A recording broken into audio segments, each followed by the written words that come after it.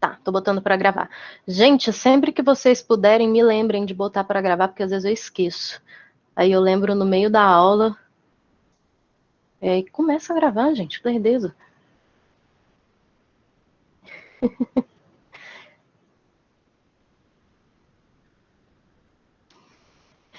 Pode ser a internet de vocês. A internet aqui ultimamente até que tá surpreendendo no momento de raridade da vida. Bom, acho que vocês estão vendo a tela aí, com o plano de ensino de vocês, disciplina Esportes Coletivos 2.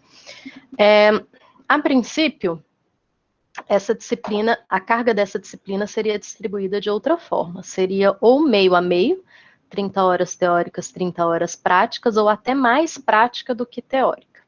Mas, né, vai ficar complicado botar 50 alunos dentro de uma quadra, por mais que essa quadra seja a céu aberto, mas enfiar 50 alunos brincando com uma bola numa quadra nesse presente momento ainda é inviável. Então, eu já mudei aqui para 15 horas práticas, para ser prática mesmo, a gente ter todo o conteúdo teórico antes e chegar no dia e só fazer, só agir, se tudo der certo. Espero que dê. E no mais, não sei se vocês já sabiam dessa parte, mas o que essa disciplina vai tratar são das duas modalidades restantes, digamos assim, basquete e handebol. Nessa sequência, a gente começa com basquete e depois fala de handebol no segundo bimestre.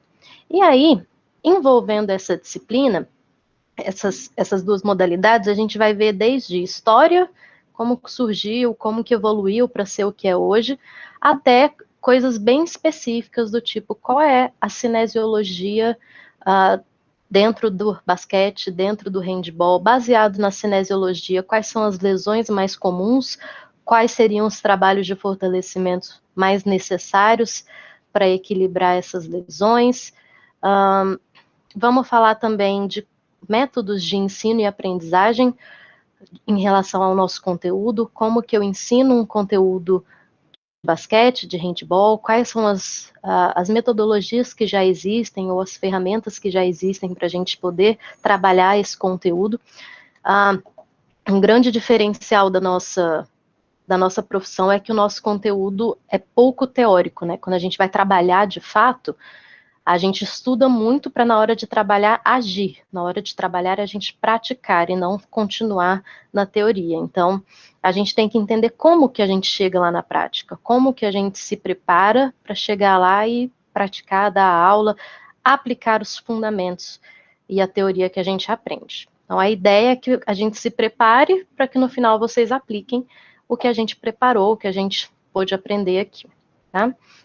Então, de forma geral, o objetivo dessa disciplina é proporcionar para vocês vivências e reflexões acerca dessas duas modalidades e também essas modalidades como expressão de cultura, como cultura corporal, como linguagem corporal e as suas implicações no ensino das modalidades. Lembrando que essa disciplina, né, vocês, essa turma, estão incluídos aí, tanto bacharel quanto licenciatura. E outra coisa que é importante lembrar é que qualquer trabalho esportivo que você fizer com crianças, por mais que seja fora da escola, é com crianças em idade escolar, né? Então tem algumas coisas que a gente vai ver aqui que podem se aplicar em qualquer lugar, no clube, na escolinha daquele esporte e na própria escola, caso um dia essa seja a vontade de vocês. E a ideia é essa, é que vocês adquiram conhecimento suficiente para adquirir novos conhecimentos de interesse de vocês e para aplicar os conhecimentos que vocês já adquiriram. E dentro do conteúdo, o que a gente vai trabalhar? A introdução a esses esportes. Por que eu falo introdução? Porque ninguém vai sair daqui técnico de basquete ou técnico de handebol da seleção brasileira, ou árbitro, né? É uma introdução que a gente faz a esses esportes, e o que for do interesse de vocês, vocês se especializam caso queiram trabalhar com alto rendimento, né, nesses campos de atuação. Além disso, aí vai ser a parte prática, né? Manejo da bola, drible, corrida, lançamento, arremesso. Quais os recursos de ensino e aprendizagem de manejo de bola, habilidades específicas de cada uma dessas modalidades, como que funcionam os jogos, tanto os jogos formais, que é o jogo valendo mesmo, quanto os jogos condicionados ou adaptados para que a criança aprenda a jogar com jogos e não só com técnica, atividades cooperativas, desafios, introdução às regras dessas modalidades, não todo, né, vocês não vão decorar uma apostila de regras, mas o básico, principalmente para quem teve pouco contato com uma dessas modalidades na infância e não lembra de detalhes, ou até confunde algumas coisas dessas duas modalidades. Uma da parte mais marcante, assim, dessa disciplina, da parte teórica, e é o que vocês mais sofrem, pelo menos que eu já percebi, é elaboração e execução de plano de aula. Né? Eu sei que vocês já estão um passo à frente, porque vocês já tiveram isso com o professor Alexandre, então não é a primeira vez que vocês vão ter que montar um plano de aula na vida, mas eu sei que isso é uma dificuldade. Juntar tudo que pensa, escrever detalhadamente, é sempre uma dificuldade. Isso a gente vai trabalhar também. E por último, o movimento humano nessa modalidade, no handebol e no basquete, e envolvendo a cinesiologia, né, o movimento humano, quais as lesões mais comuns e como que é possível trabalhar para se prevenir ou planejar melhor um treino, um corpo para não se lesionar ou para se recuperar de uma lesão. Com a Abdala era plano de aula todo dia. Ele gosta, né? O meu não vão ser muitos, não. Então, quer dizer que eu não vou precisar nem corrigir plano de aula, então. Já vai vir, né, nos trinks.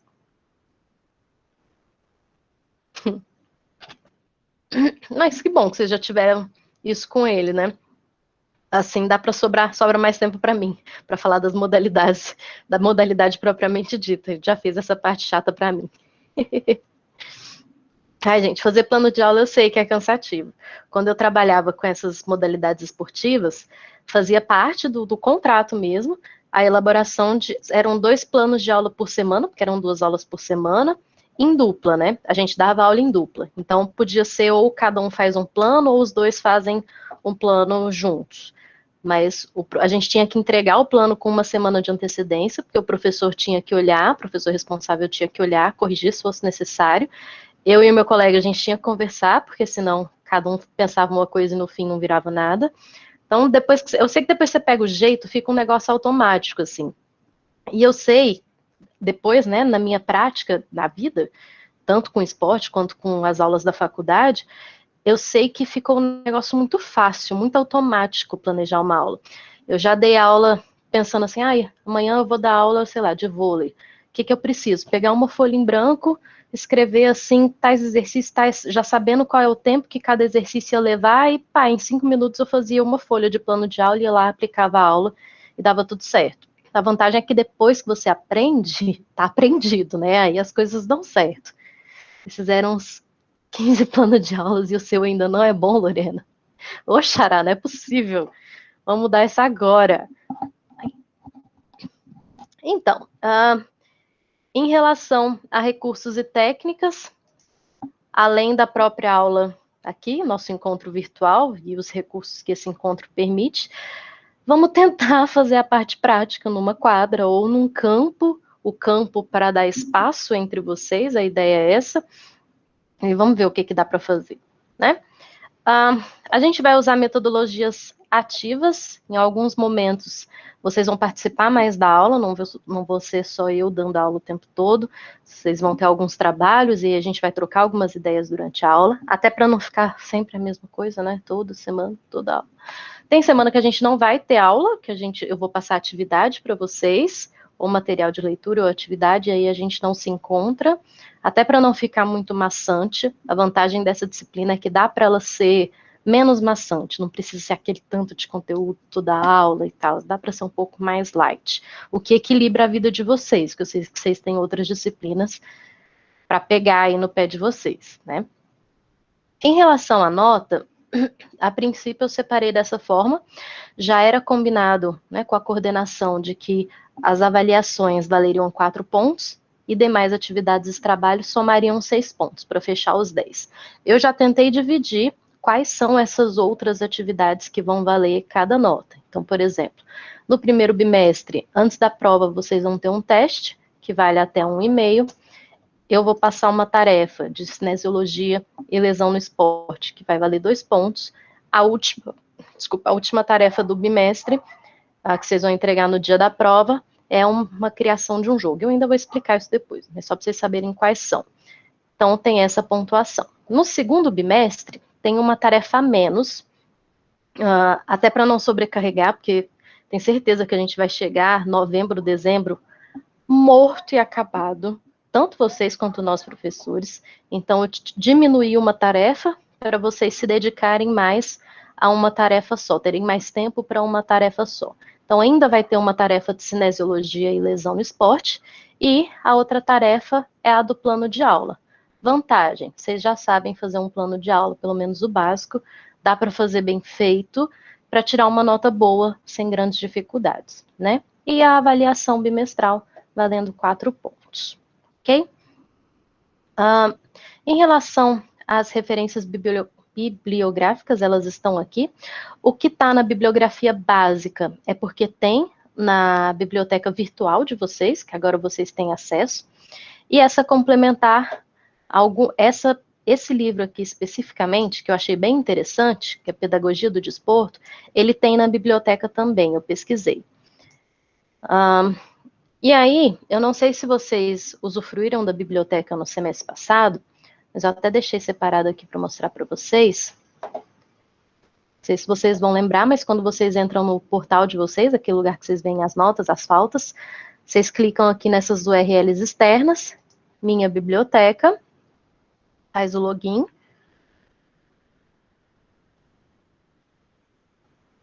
E aí vocês têm acesso a uma biblioteca gigantesca e virtualmente, né? Sem precisar piratear nada e sem precisar comprar nada também. Ela é um pouquinho lentinha, mas funciona.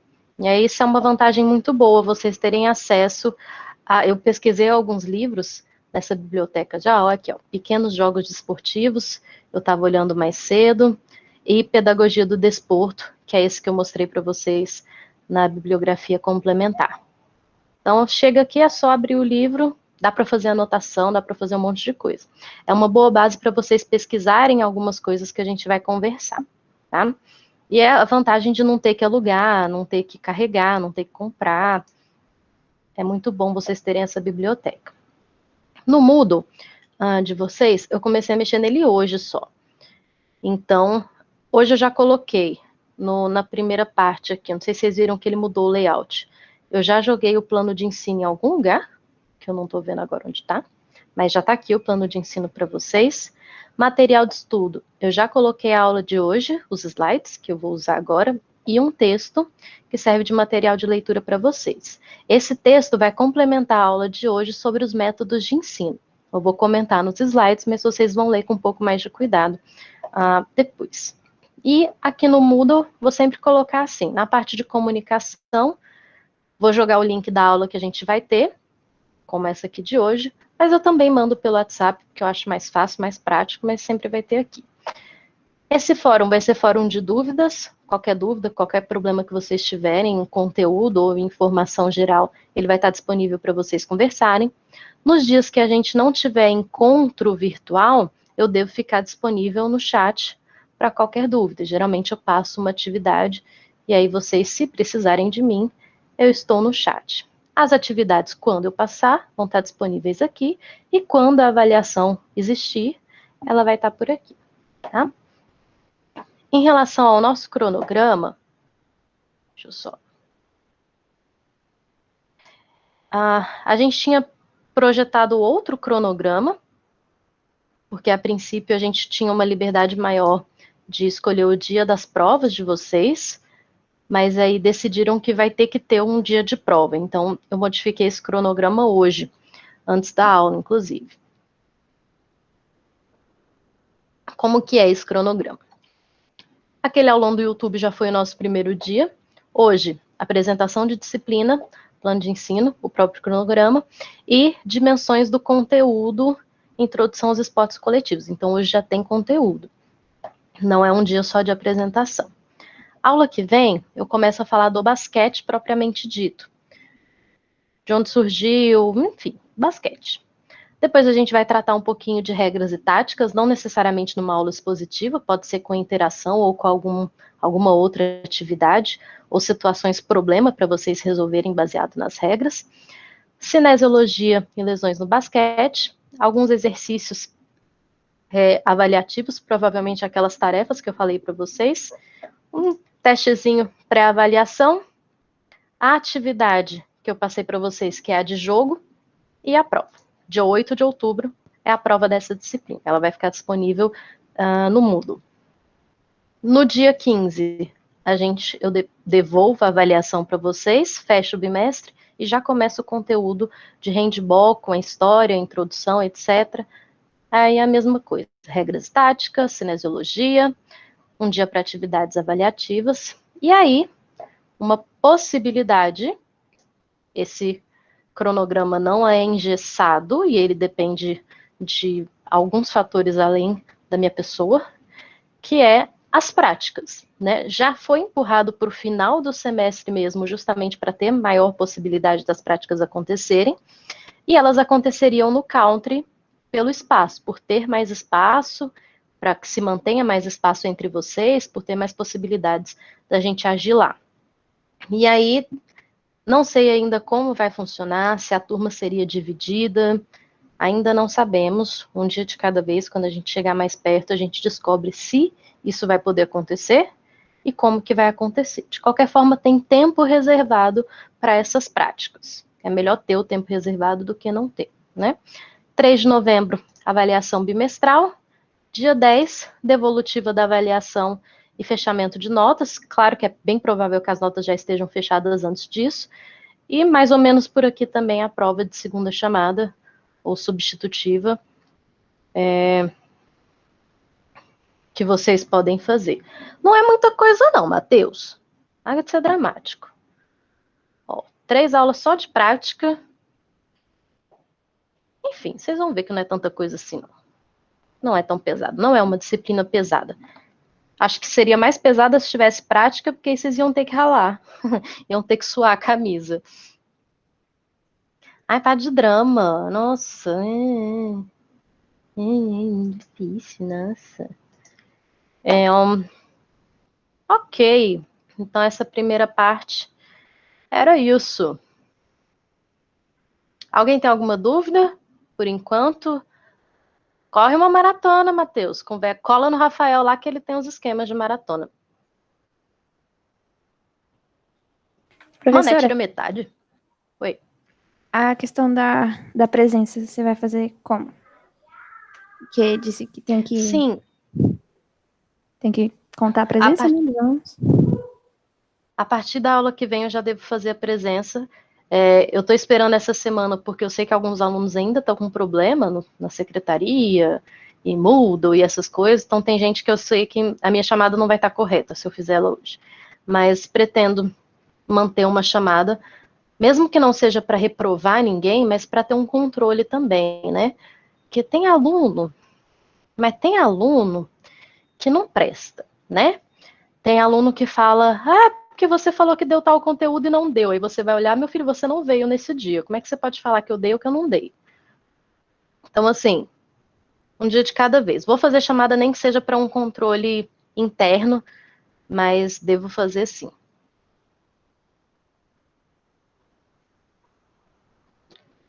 Você está com problema no Moodle? Todo mundo está com problema no Moodle. Quase todo mundo. Como vai ser essa chamada? 3 por aula ou só uma? Não sei, Matheus, ainda não sei. Será que eu preciso fazer 2? Uma no começo e uma no final? Aí depende de vocês, né? Se for uma turma de muita falcatrua, a gente tem que puxar o cabresto ali. Se for uma turma mais aplicada, dedicada, dá para ser bem mais tranquilo. Só uma no começo, né? Que aí você vaza. Vou pensar, fazer chamada surpresa. Atenção, chamada! Quero ver. Quem não dá tempo nem de entrar, quem não tiver aqui. Vocês esquecem que antes da gente ser professor, a gente é aluno também, né?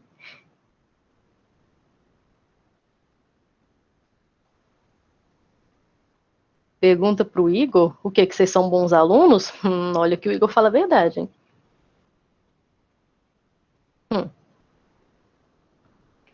Melhor turma, sei.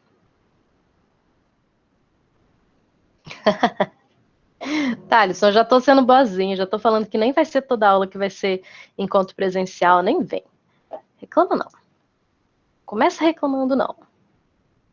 Bom, vamos para a aula propriamente dita.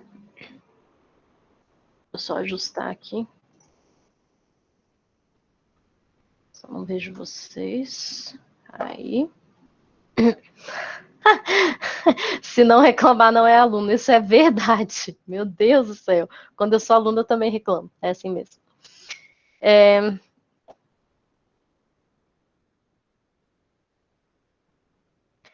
Não, é o meu notebook e um monitor.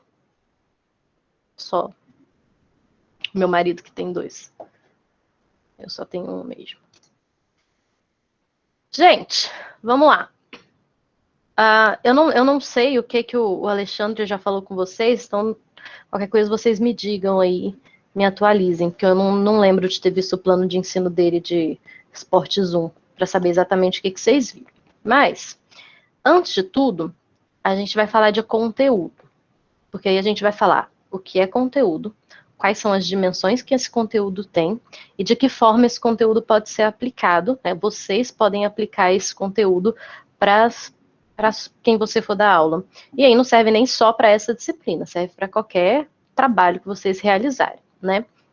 Conteúdo, segundo um autor, 2 autores, um chamado Libânio e outro chamado Zabala, ele é um conjunto de conhecimentos, hábitos, modos valorativos e atitudinais, ou seja, conjunto de atitudes, de ações, de costumes, da atuação social, organizados pedagogicamente, ou seja, com um sentido, com uma ordem, com um porquê, tendo em vista a assimilação ativa e a aplicação pelos alunos na sua prática de vida. Conteúdo é quase tudo que você é capaz de ensinar, o aluno é capaz de absorver e aplicar na vida dele. Então, muita coisa é conteúdo. E esses autores também falam que para compreender melhor o que é conteúdo, ele tem que ser compreendido de forma didática, de forma separada, ou seja, nas suas dimensões. E é sobre essas dimensões do conteúdo que a gente vai falar sobre isso. Eu acho que o professor Alexandre já falou disso com vocês. Então, a gente tem, nos domínios da aprendizagem humana, de forma geral, a gente tem aspecto cognitivo, aspecto afetivo e aspecto psicomotor. Tem outras formas de eu falar sobre isso. Eu posso falar psicossocial, eu posso falar racional, psicológico, puramente motor. Tem várias formas de falar a mesma coisa. O importante é que vocês entendam um conceito de uma forma geral. E aí, dentro desses domínios da aprendizagem, a gente tem conteúdos conceituais, quer dizer, aprender a conhecer ou o que eu preciso saber, conteúdos atitudinais, aprender a agir, a ser, a conviver, então é aplicar o que se aprende, conteúdos procedimentais, que procedimento, ou seja, como eu vou pegar o conceito e agir e aplicar. Esses são os principais, as principais dimensões do conteúdo para a maioria aí dos pesquisadores, dos livros que falam sobre isso. E tem uma outra dimensão do conteúdo chamada metacognição, ou conteúdo metacognitivo, que, na verdade, é esse conteúdo metacognitivo que a gente deve visar, que no final deve ser alcançado.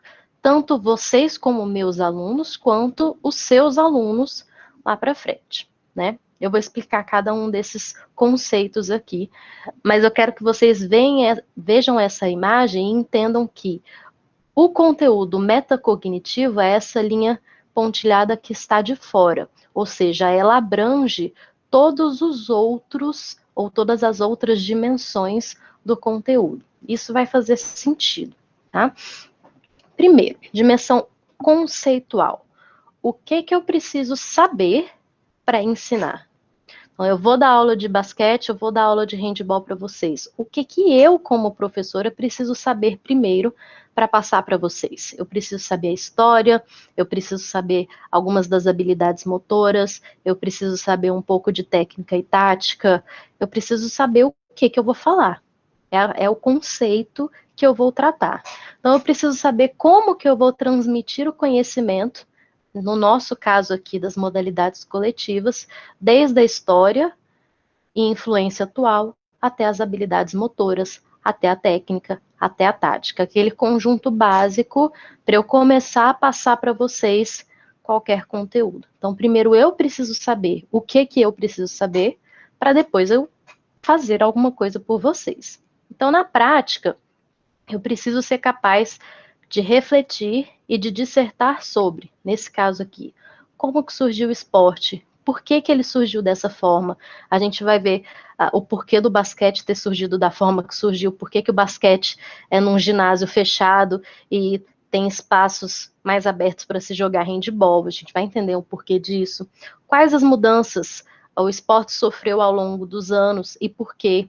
Então, o basquete significa cesta, né? Era literalmente uma cesta de lixo no começo. Hoje já não é uma cesta de lixo no chão que a bola tinha que chegar lá. Hoje não é desse jeito. E por que essas mudanças aconteceram? E como que o esporte influencia a sociedade hoje? Se a gente comparar com o vôlei e futebol, principalmente, o basquete e o handball talvez influenciem a nossa cultura brasileira um pouco menos. Mas se a gente for para os Estados Unidos, por exemplo, o basquete tem muita importância e muita influência. Se a gente for para a Alemanha, o handball vai ter muita importância e muita influência. Né? E eu preciso saber disso para explicar isso para vocês. Gente, qualquer coisa que vocês quiserem falar ou escrever, fica à vontade, tá? Não guarda dúvida, não. A dimensão procedimental vem de procedimento. Como que eu vou fazer? O que eu preciso saber fazer? Então, eu sei a história, eu sei que eu preciso saber driblar, lançar, saltar, correr e fazer. Eu sei fazer isso para mostrar para vocês? Então, o que eu preciso saber fazer? E aí vem aqui elementos tanto meus, como professora de vocês, quanto elementos para vocês pensarem, porque vocês vão precisar aplicar lá na frente. Como que eu, por exemplo, vou aplicar o que se aprende no ensino superior é a realidade do meu aluno, que é você, e ao seu ambiente. E depois, como que você vai aplicar o que você está aprendendo comigo com o seu aluno no ambiente dele, né? Por exemplo, eu tinha, não sei se nessa turma tem, mas eu tinha alguns alunos que faziam estágio em centros olímpicos, que são vários esportes, e um deles, inclusive, fazia estágio nessa parte que tinha basquete e handball. E aí, será que é a mesma coisa? As atividades que ele fazia com a própria turma, as atividades que eu passava, as atividades que eles passavam entre eles na execução dos planos de aula, e o que ele enxergava lá no ambiente que ele ia praticar? Certamente não é a mesma coisa. Mas e daí? Eu sei lidar com as duas realidades? Ou se não for do jeito que eu planejei, não vai rolar? É aí que vem outro assunto que a gente vai falar mais na frente, que é a habilidade e competência. De qualquer forma, eu preciso saber com quem eu estou lidando para saber como que eu vou aplicar o conteúdo que eu me dispus a aplicar, né? Com quem eu estou lidando no sentido de onde, quem é meu aluno, que idade tem, o que gosta, o que não gosta, o que tem dificuldade, o que tem facilidade, qual é a cultura, e por aí vai. Como que eu posso adequar o jogo ao ambiente de ensino?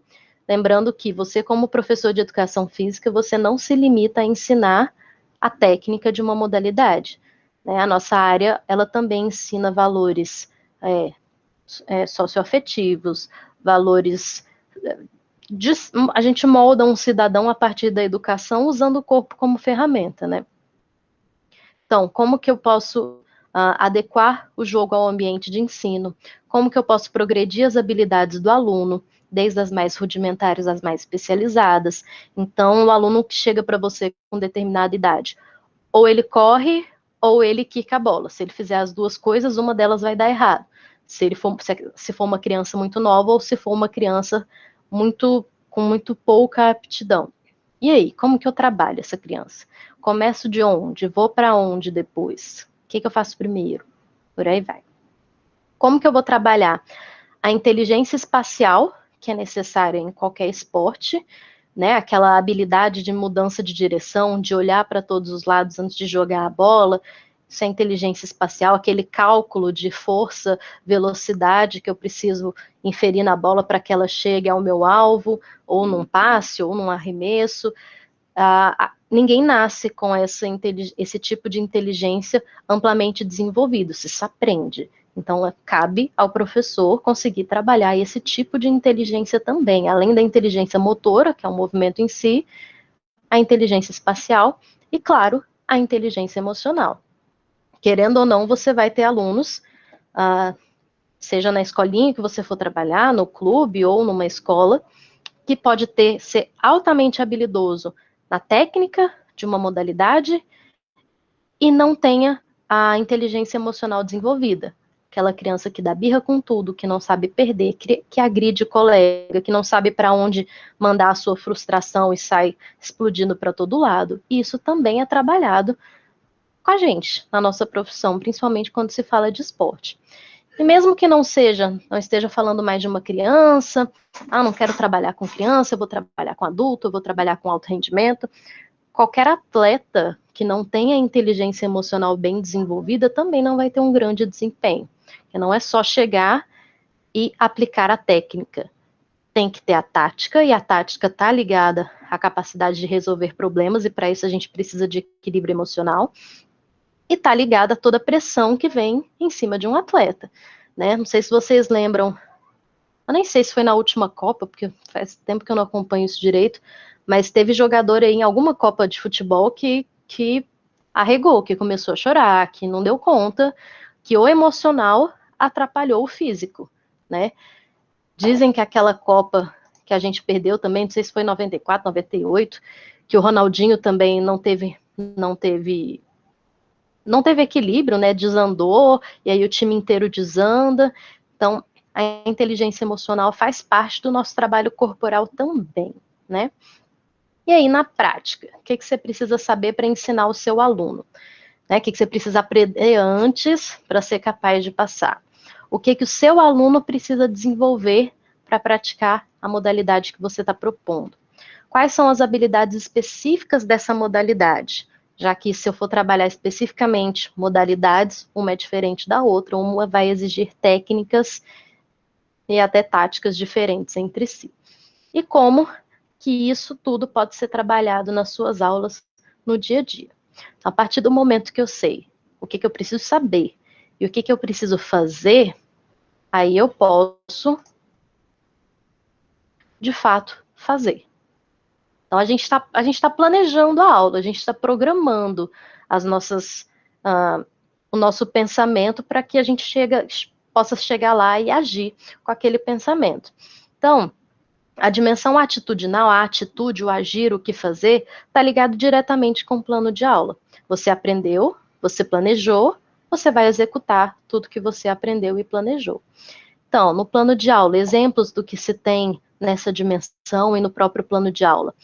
Quantas aulas para o conteúdo ser trabalhado? Qual que é o planejamento horizontal e qual que é o planejamento vertical? Tipo assim, qual que é o planejamento que eu vou ter semana a semana e qual que é o planejamento que eu tenho o ano todo? Como que começa a aula? Eu vou começar com uma conversa, eu vou começar com alongamento, eu vou começar com aquecimento, eu vou começar com todo mundo correndo, eu vou começar com todo mundo sentado. Como que vai ocorrer a progressão pedagógica do aprendizado das habilidades?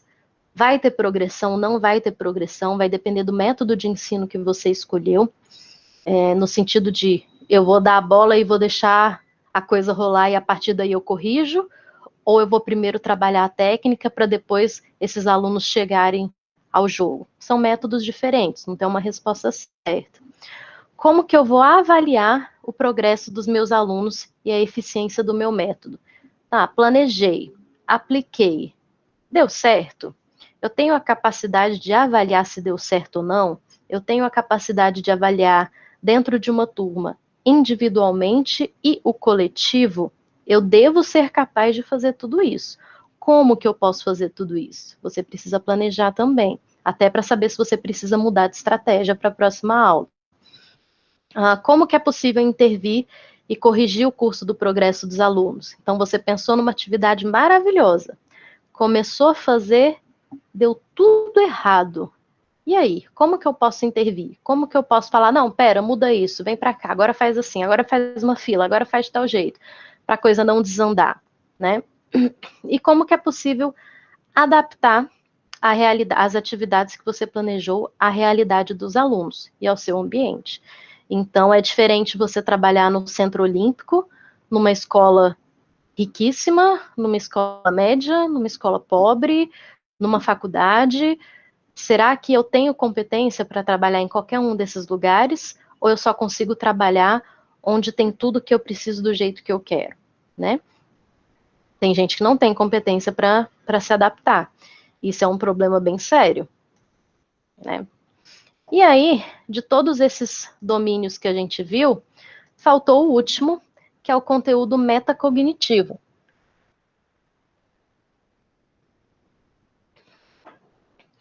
Esse conteúdo, ou a metacognição, foi trazida nos anos 70 por esse cara, o John Flavel. Ele disse que, mais do que você aprender um conteúdo, aprender o que um professor te ensina, você precisa desenvolver a habilidade de se ensinar, se avaliar e progredir sozinho. A partir de um certo ponto, não depender mais de alguém para você aprender. É o aprender a aprender. Todo mundo tem isso até um certo ponto desenvolvido, porque pelo menos em teoria é o que a escola deveria fazer e depois o que a faculdade deveria fazer, mas alguns vão ter isso mais desenvolvido do que outros, ou em alguns setores da vida isso vai ser mais desenvolvido do que em outros setores. Tem gente que tem uma extrema habilidade de refletir sobre a sua situação acadêmica, de saber o que precisa parar de estudar, de saber como precisa estudar, de saber como melhorar, mas não tem a mesma capacidade de fazer isso sobre a sua vida emocional, por exemplo. Então, isso serve para qualquer área da vida. E é o que a gente deve tentar, o que eu devo tentar desenvolver em vocês e o que vocês devem tentar desenvolver para os alunos que vocês forem trabalhar, independente de onde vocês vão trabalhar, tá? Então, segundo as palavras do próprio John Flavel, ele diz que metacognição é a habilidade de refletir sobre uma determinada tarefa, ler, calcular, pensar, tomar uma decisão e sozinho selecionar e usar o melhor método para resolver essa tarefa. Isso tem a ver com a sua autonomia em relação à avaliação interna e à avaliação externa. Como assim? Tem gente que só vai saber se aprendeu o conteúdo que é passado nas aulas quando chegar na hora da prova e uma avaliação externa, ou seja, um professor falar, não, isso você não entendeu, isso você não aprendeu, isso você associou errado. E algumas pessoas não, sem precisar de uma avaliação externa, apenas com a própria avaliação, vão saber, não, esse conteúdo eu domino, isso eu sei, independente de um professor corrigir a minha prova ou me perguntar. Todo mundo vai ter essas duas avaliações, essa dependência das duas avaliações em maior ou menor grau, ou em áreas diferentes da vida, né? A ideia é que a sua avaliação interna seja sempre mais desenvolvida do que a externa, que você precise menos dos outros te avaliarem para você saber se você sabe, se você está no caminho certo, se você se conhece, se você aprendeu e por aí vai. E qual que é a importância da metacognição? É ela que te proporciona, está repetido aqui, é ela que te proporciona autonomia no seu processo de aprendizado. Sem a metacognição, você está sempre dependendo de outra pessoa para te ensinar, de outra pessoa para te avaliar. Quando você tem essa capacidade de refletir e de solucionar um problema, você tem autonomia para aprender sozinho, né? Aprender e saber se aprendeu sozinho. E aí, uma fala importante que eu deixo para vocês é que tanto alunos quanto professores precisam da metacognição sobre os seus métodos de ensino.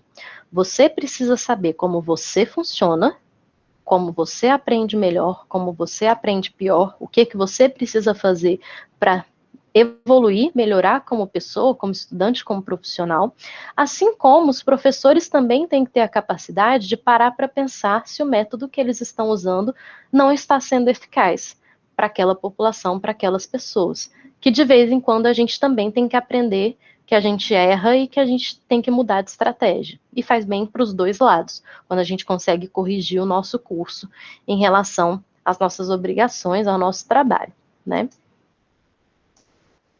E aí, em relação ao domínio cognitivo, né, quando eu de fato domino o conhecimento, quando eu consigo, a partir do momento que eu tenho acesso ao conhecimento ou à informação, eu consigo lembrar, mais do que lembrar, eu consigo compreender aquele conteúdo, eu consigo aplicar, eu consigo analisar a sua aplicação ou analisar quando o outro aplica, eu consigo avaliar e, a partir daí, o auge da metacognição, do domínio cognitivo, eu consigo criar, né? Exemplo da vida acadêmica. Será que você viu o conteúdo de cinesiologia? Eu sei que você viu. Será que você só lembra? Será que, além de lembrar, você entendeu o conteúdo que você viu? Será que você, mesmo já tendo visto esse conteúdo há um tempo, você ainda é capaz de aplicar o conteúdo que você aprendeu? Você ainda é capaz de olhar para um ombro e saber que aquele movimento acontece porque aqueles músculos estão em contração? Você é capaz de analisar o movimento de uma pessoa sem precisar lembrar, porque você já entendeu e você já soube aplicar o que você aprendeu? Você pode avaliar o que aquela pessoa precisa e a sua própria conduta em relação àquela pessoa, e se você é capaz de criar uma conduta para aquela pessoa em relação a esse domínio da cinesiologia, que é o exemplo que eu dei. E aí? Pois é, tem muita coisa que quando a gente não é que eu vou falar, não chega nessas etapas aqui de pelo menos analisar, a gente só lembra. Às vezes a gente lembra e entende, né? Se eu pegar o livro de novo, tá, tal coisa é assim. Mas eu não vou saber aplicar de novo. Tipo isso, eu sei que eu vi, na hora eu entendi, mas será que eu soube aplicar o que eu sei hoje aplicar esse conteúdo? Deveria. É a ideia, né? Ai, nem eu sei que semestre nem isso.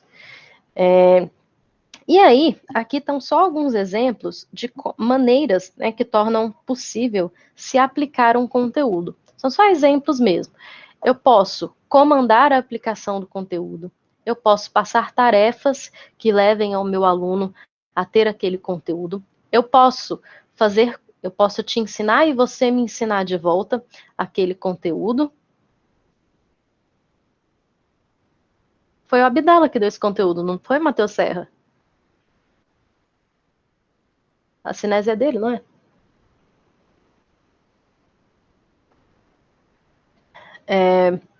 Eu posso fazer ensino por pequenos grupos. O Demerson, por exemplo, gosta desse método de ensino.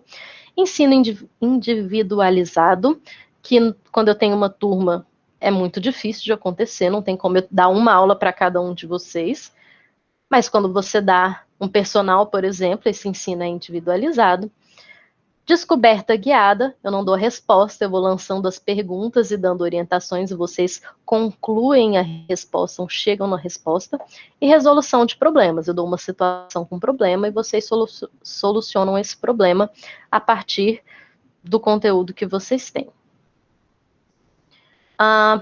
Fala para mim se o professor Abdala, vai falar que foi o Igor, se o professor Abdala explicou mais ou menos esses métodos de aplicação de conteúdo global, analítico, analítico-sintético, misto. Sim, né? Massa.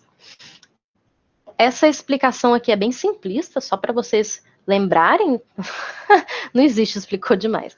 Só para vocês lembrarem. Então, o método global é aquele que executa a tarefa toda e eu vou corrigindo ao longo da tarefa. E o analítico é aquele que eu separo em vários pedacinhos, ensino um pedacinho de cada vez e no final esses pedaços juntos formam a tarefa que eu queria alcançar. Além disso, peraí, tinha um... Ah, não. Além disso, é porque tinha um desenho aqui. A gente tem que lembrar de outros conteúdos que precisam ser ensinados ou desenvolvidos, que são a técnica e a tática. É claro que se eu estou propondo a modalidade de handball, a modalidade do basquete, eu preciso trabalhar a técnica dessa modalidade. Não faz sentido eu jogar uma bola de basquete lá na quadra com um monte de gente, falar, faz o que vocês quiserem aí, pode chutar, pode jogar de qualquer jeito, joga para cima. Não, eu preciso ensinar a técnica. Né? Como que eu vou ensinar? Existem várias formas, mas a técnica precisa ser ensinada. A técnica precisa ser o fim ou ela pode ser o meio. Vai depender do seu objetivo e da turma que está ali, né? Eu posso trabalhar diversas formas de jogos e de atividades de coordenação motora que a técnica seja o fim. E eu posso trabalhar a técnica como meio para o fim ser a minha habilidade de jogo, por exemplo. Além disso, a técnica, a gente tem que lembrar que são essas habilidades motoras específicas daquela modalidade esportiva, né? E a tática, ela já é diferente, ela já é o uso do raciocínio, da criatividade, da inteligência para resolução de problemas e situações. E aí, a gente tem que lembrar que um aluno ou até um atleta que tem só uma dessas habilidades tem muito pouco. Não vai ser um destaque, não vai ser um bom atleta. Nem se ele tiver só técnica, mas não tiver tática, e nem se ele tiver muita tática, mas não tiver nenhuma técnica. É preciso que tenha um equilíbrio dessas duas coisas para que ele se destaque. Por exemplo, no futebol, a gente tem o Neymar. O Neymar, uma das coisas que o destaca como bom jogador, quando ele é um bom jogador, é a tática. É a capacidade dele de solucionar problemas com criatividade, surpreendendo o adversário. Ele consegue. A técnica, todo jogador que chega numa seleção do próprio país e vai para uma Copa do Mundo e vai para uma Olimpíada, todo jogador ali tem técnica, senão ele não tinha chegado até ali.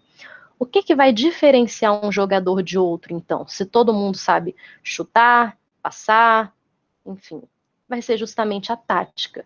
Vai ser a capacidade de criar e não apenas de repetir um conteúdo que ele recebeu, né? E outra coisa que a gente tem que lembrar também é que, dependendo de onde e de como você está ensinando aquele conteúdo, a sua prioridade pode mudar.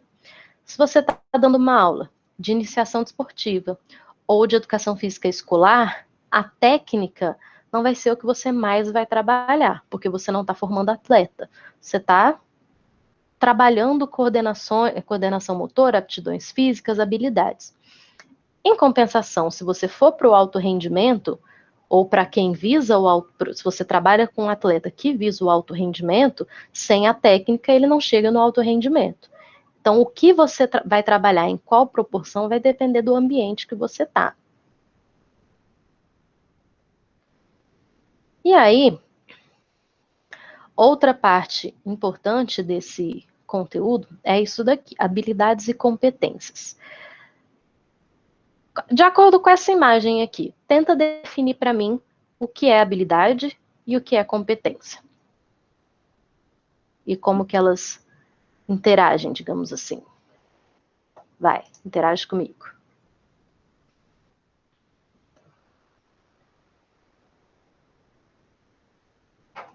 Acordou, Matheus? Vamos, gente. Se o professor Alexandre cobrou tanto de vocês, vocês lembram. Nem que seja na força do ódio. Fala, Letícia. Professora, habilidades são tipo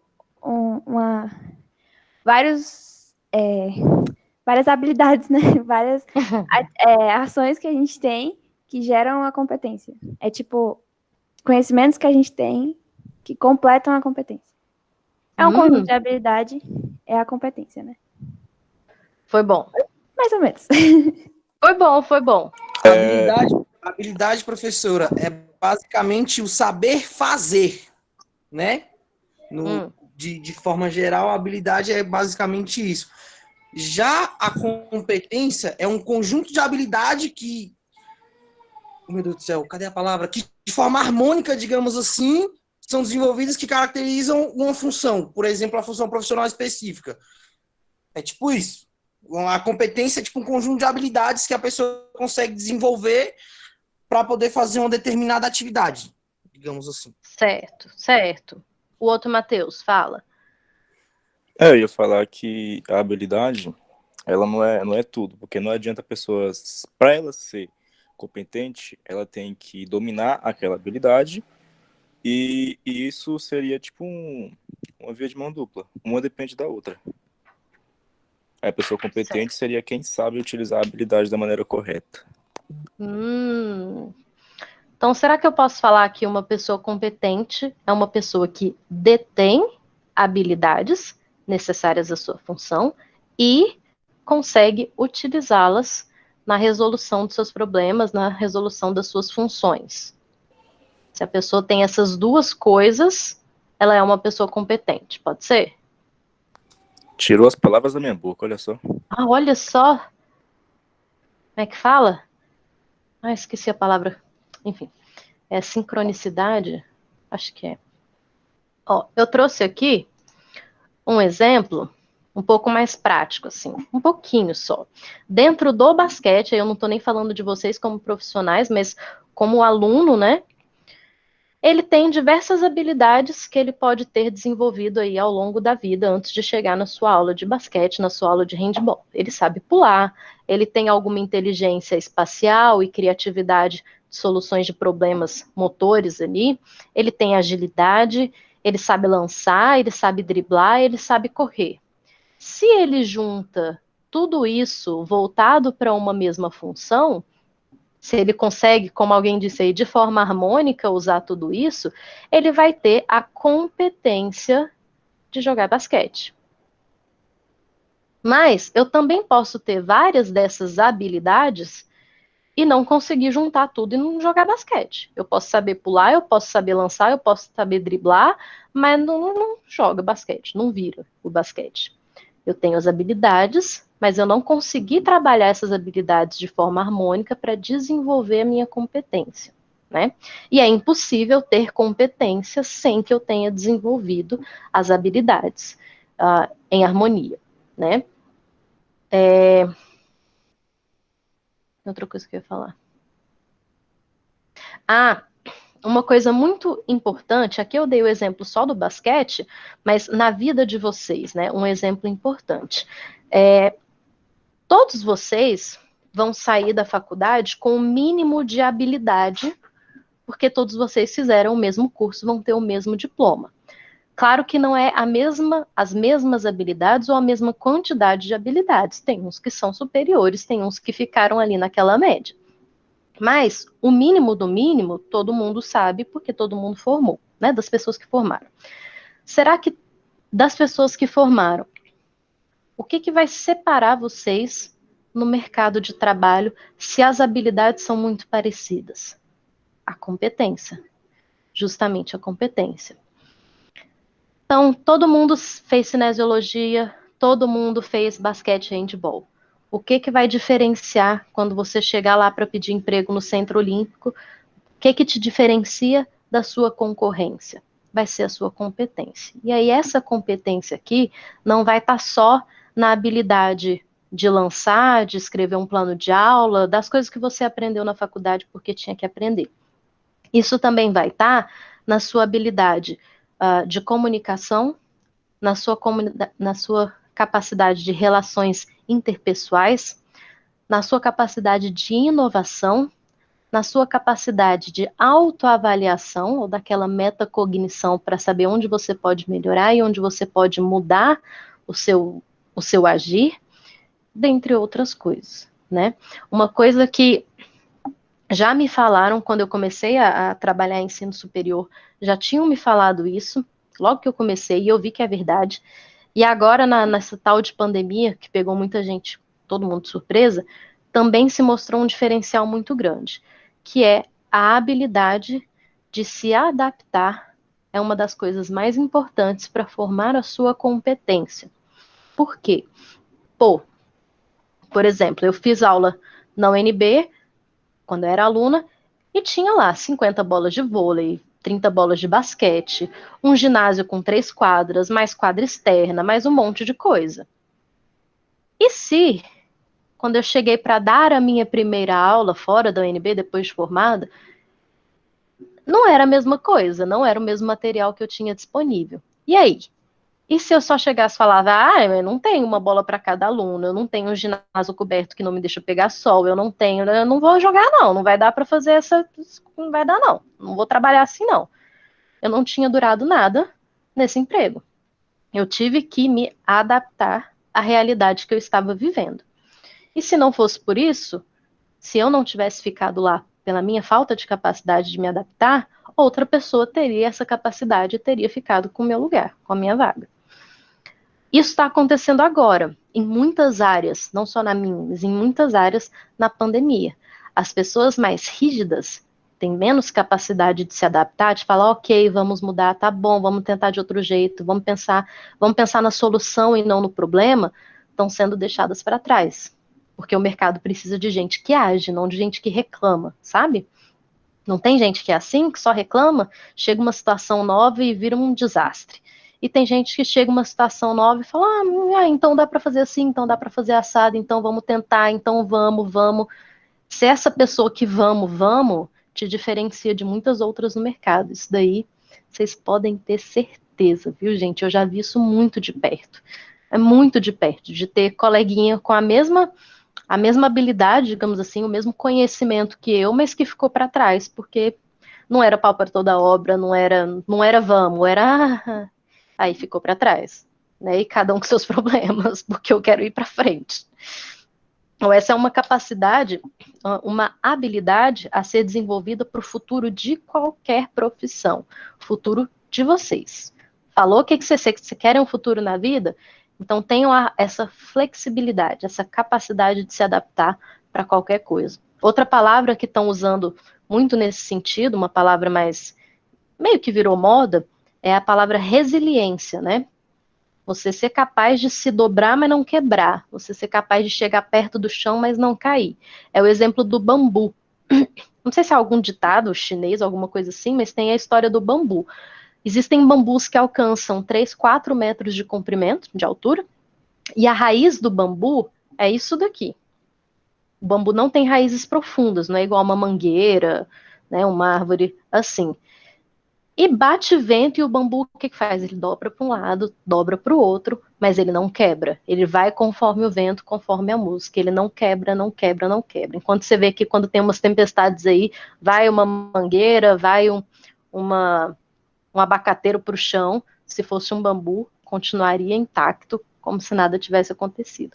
Por essa resiliência, essa capacidade de se adaptar e de continuar seguindo em frente com as dificuldades. Né? Não é nem apesar das dificuldades, é com as dificuldades.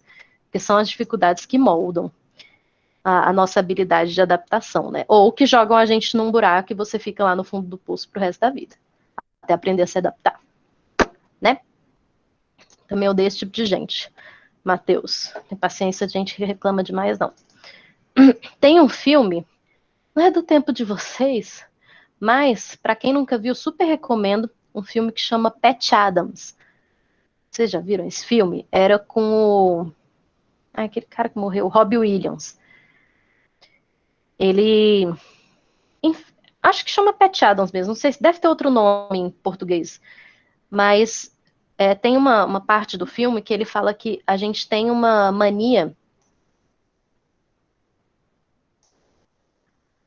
A gente tem uma mania de focar muito no problema. E quando a gente foca no problema, a gente faz isso daqui e não enxerga a solução, que às vezes está logo aqui do lado ou está logo ali atrás do problema.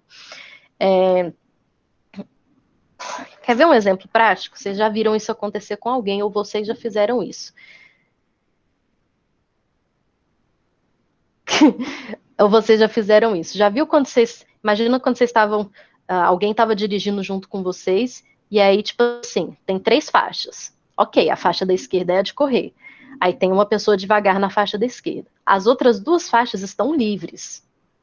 Mas a pessoa fica atrás daquela que tá devagar. Em vez dela simplesmente mudar de faixa e seguir para frente, não, ela fica atrás, que tá devagar. E reclamando, e reclamando, e reclamando. Em vez de simplesmente solucionar o problema, ela foca no problema e não na solução.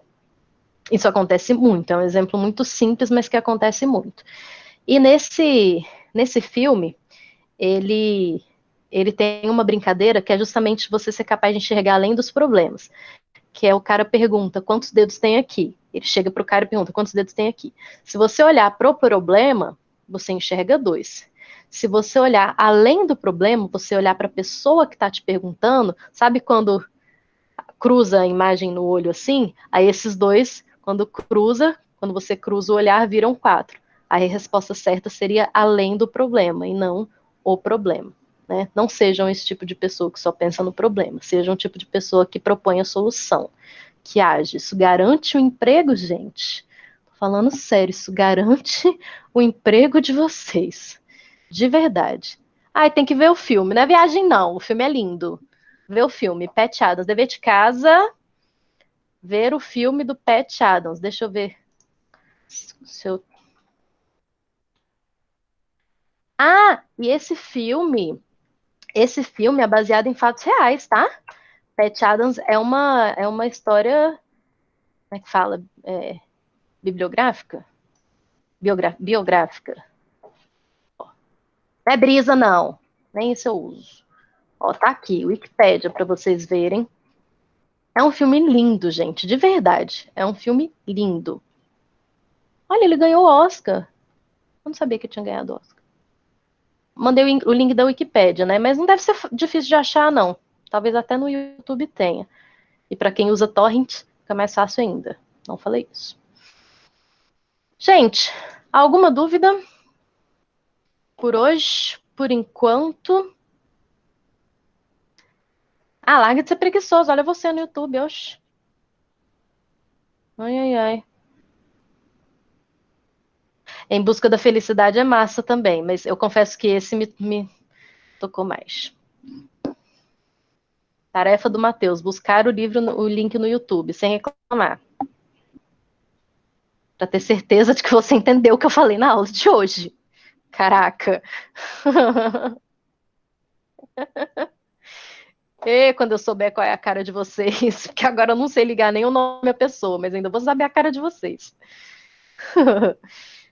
Gente, hoje foi a aula. A aula de hoje foi mais curta mesmo, porque eu precisava dar essa parte para vocês, ou lembrar de algum desses conteúdos com vocês.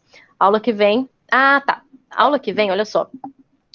Como a faculdade está fazendo algumas aulas de reposição de laboratório, de algumas turmas específicas, eu não estarei presencialmente aqui na aula que vem. Ou eu vou deixar a aula gravada em vídeo, aí eu deixo disponível no Moodle, ou eu vou passar alguma atividade, deixar uma atividade no Moodle para vocês fazerem. Então, a aula que vem, a gente não se encontra, porque eu vou estar lá na faculdade dando aula para uma turma de radiologia. Então, a gente não se encontra pessoalmente. O que vocês tiverem que fazer vai estar no Moodle. Pode ser a proposta de vocês já assistirem o filme e colocar... Eu posso passar essa tarefa de vocês assistirem um filme. Quem sabe não vale um pontinho extra.